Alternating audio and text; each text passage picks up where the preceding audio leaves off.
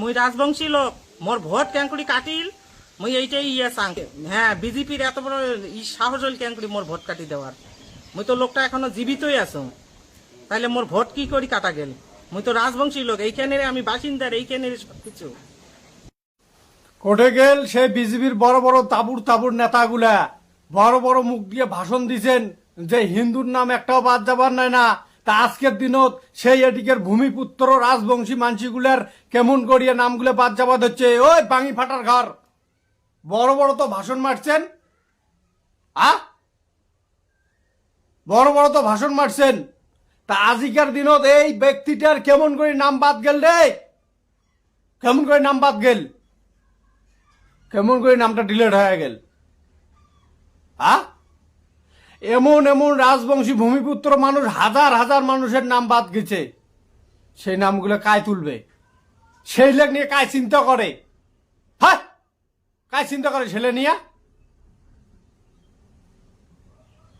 তার জন্য মইয়াডিকের ভূমিপুত্র স্থানীয় মানসিগুলাক মই অনুরোধ করিম, আঠুস করিম যে তোমরা সামনের যে বিধানসভা ইলেকশন, সেই বিধানসভা ইলেকশন তোমার মূল্যবান ভোটটা তোমরা ভাবি চিন্তিয়ে দিবেন।